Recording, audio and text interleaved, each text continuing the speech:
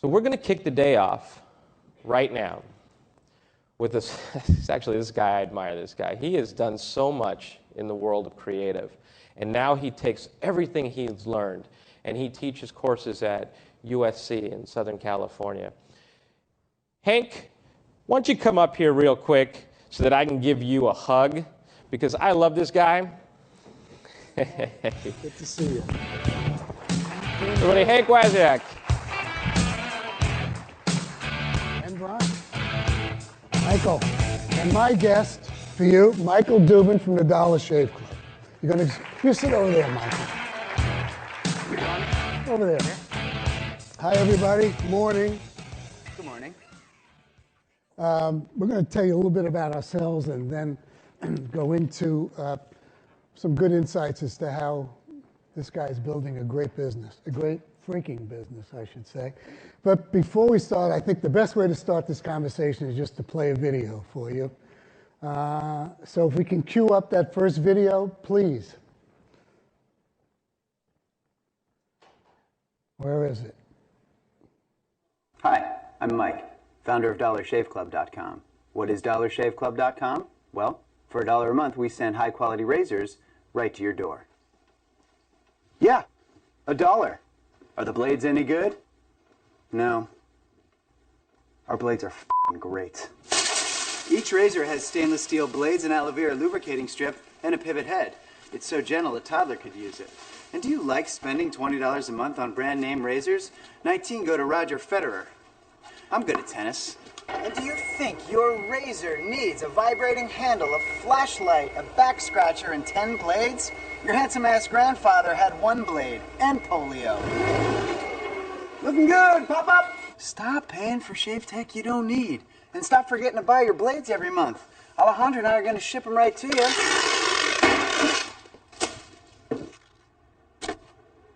We're not just selling razors, we're also making new jobs. Alejandro, what were you doing last month? Not working. What are you doing now? Working. I'm no Vanderbilt, but this train makes hay. So stop forgetting to buy your blades every month and start deciding where you're going to stack all those dollar bills I'm saving you. We are DollarShaveClub.com, and the party is on.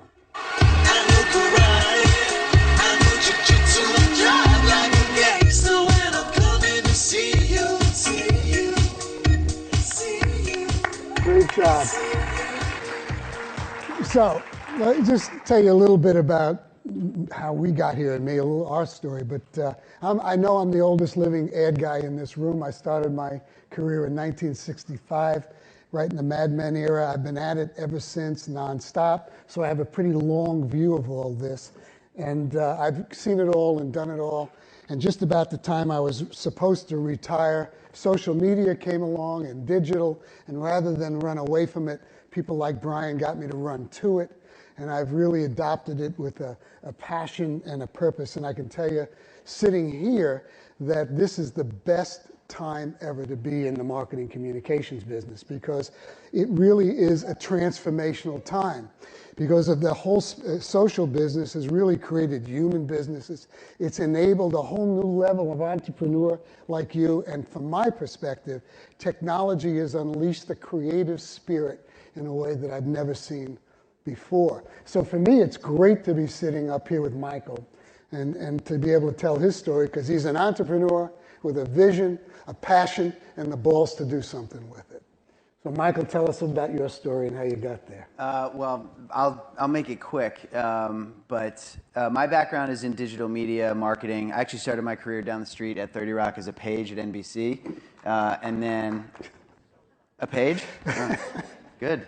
Page pride. I went on to do a little news writing and production at MSNBC. After that, did some custom content for big brand advertisers, then did some video seeding, and then started Dollar Shave Club. Great story.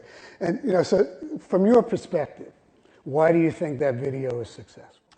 I think it was a few reasons. Number one, we launched a new business, and if you ask most guys, they're all kind of fed up with the price of brand name razors, and so I think the soil for this was fertile. For this story was very fertile, and we launched a new business. We closed $1 million seed investment in March, and so we got a lot of natural PR around that. And then the video itself was part of that PR. And so I think from that point, it was kind of off to the races. I think the tech press picked up on it, and then from there, the mainstream press, and then it was kind of off and running. Well, that, defines success here. It's got over 4 million hits on YouTube, so it's done very well. But from a creative point of view, that video was direct, it was simple, it had a passion to it, had a very clear premise. You got your point of view across in 10 seconds right away, but it was about you. You told a story, so it really was a wonderful way to. I think a wonderful lesson in that, how you create that kind of video. But also, I think from a point of view, we had a great discussion about this. Behind that video is a great frigging business proposition. He's got a very clear business proposition and a positioning. The passion is infused in the culture of what you do. Right. It's laid out very simple in a creatively brilliant way, and you back it up with a very solid, simple e-commerce thing. How hard was that to get to for you? I think, how hard was it to get to the business idea? Yeah, through the business idea. Well, I think the business idea is very simple, and I think that's why we've done so well to date. Everybody that's bought razors has bemoaned the price of brand name razors. And so this is a business whose time has come. And you want to talk about the power of social and engagement. I don't think this is a business that could have, this is not a business that could have worked even 2.5, 3 years ago. This is a business whose time is right now. And because the universality of that experience of brand name razors being so expensive, and the frustration of having to go to the store to buy them. I mean, everybody here that's bought razors has had to find that locked Lucite razor fortress and then go find the guy with the key who's always busy texting his girlfriend, and you have to bring him back to the thing, and then you have to go to the register and you have to spend $25, and the whole thing is very primitive. So, all you have to do is kind of buy razors, and that's what entrepreneurs do. I think they kind of live their lives as the rest of us do, and then they when they get frustrated with something, they say, how can I change that? And I'd had that experience for many years, and I knew that this was an industry kind of ripe for disruption, and I knew that if it were going to be successful, we would have to create, we'd have to tell a story, and I like telling stories. It comes naturally to me. I consider myself, above all else, a writer. I really enjoyed writing that. I really enjoyed writing that script and telling this story, because I believe very much that it was a business whose time had come. Yeah, no, it's great, and I was telling him, if I were casting that commercial, I couldn't have cast somebody better to go into it. I think it's a wonderful way to do it. Now, define success. You're a subscription business. We're a membership business. Membership business. Membership's a difference. Okay. What do you mean? Well, I think, a lot of people talk about subscription commerce, and I don't know, I don't like the word subscription. It just smacks of obligation and being on the outside looking in. And membership is just a warmer term. As a member, I feel owed. I feel like I'm on the inside looking out. I feel part of a community, and that's what we're really trying to build at Dollar Shave Club. We're not going to have lobster night just yet, but it is an important an important sensibility to create. And that shows through in your site. And I know the videos generated lots of parodies. People when they get their shave club, they put their own videos. You've created a little curating a mini YouTube community around that. But I don't think I'm giving away any secrets, because it was published in Fast Company. But 2 weeks, you got over 12,000 members to sign up for you. Right. So that's pretty great. That's great results. Yeah, that was fantastic. Those first 2 weeks were pretty terrifying. I remember, we launched the video at 6 a.m. on March 6th, Pacific time. And I think by 6:30, the site was down because of too much traffic. And we couldn't get it up for about another 12 hours. And so that was that was the most terrifying moment of all, because you work so hard, you start this business in your apartment, you pack up razors by yourself for 6 months in beta, trying to pitch investors. Finally, you close your $1 million seed round. Everybody's got high hopes. The video you've worked on, it's been in the can. You've been keeping it a secret, and then all of a sudden you launch and your site crashes, and you think, all this hard work has gone, for nothing, and no one's going to come back. And if you go back to those early days of the YouTube video, you can see the comments. And the comments were like, wow, what a great idea for a business. Someone should do this, because they couldn't get through to the website. And that was hard to... Yeah, there was almost, it's a too good to be true attitude about right. it. But so your lesson there is plan for success, right?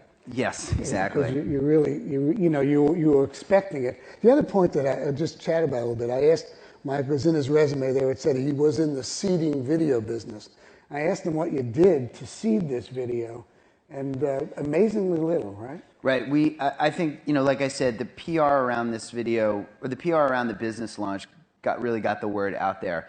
And, like I said at the beginning too, I think the soil for this business was very fertile, and, we planted the seed, and we gave people a shareable asset, that told the story. And again, most guys have had the conversation, I think, of how expensive brand name razors are and what a pain in the ass it is to go to the store to buy them. And all we did was give them something enjoyable to send to their friends and say, look, somebody's finally doing something about this problem, and oh, by the way, isn't this video funny? Yeah, the shareable asset part of it is really comes through when you see what you're doing on Twitter and Facebook. Do you use your social platforms to enhance what's going on YouTube? I think we do. I think we certainly did then. As we start to roll out new campaigns and new products, we will absolutely engage our core audience and our social properties. You have to. And these are people who believe in our mission, who are are huge supporters of what we're doing, and to not give them more of what they like would be a mistake, and to not engage them deeply in everything that we're doing would be a mistake too. Yeah, you have over 23,000 Twitter followers, over 55,000 likes on Facebook. Do you encourage user-generated content coming out of that? Of course, yeah. We have on our blog, dollarshaveblog.com, which you can also get from our homepage. We run a contest every 2 weeks called Chairman's Choice, where we feature really cool products from around the web and around the country that you can submit either a photo or a video that you've made, and if the chairman likes it, the chairman will reward you with giving you that product. And again, these are simple things, and we're still a startup, and we could be doing a lot of things better than we are doing, and we will as time goes on. But it's in the meantime, we have to at least do the little things, like giving our audience what they want. Now we have a little time left, and it's how do you top this?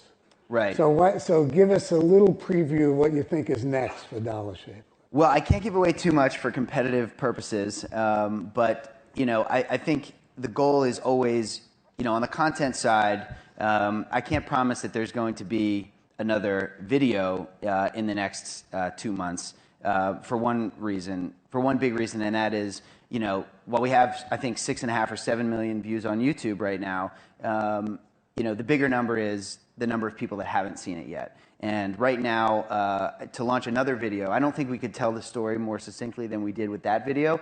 And I don't want to distract our people that visit the site or our YouTube channel with other content, because I want them to see that, and I want the purity of that message to come through.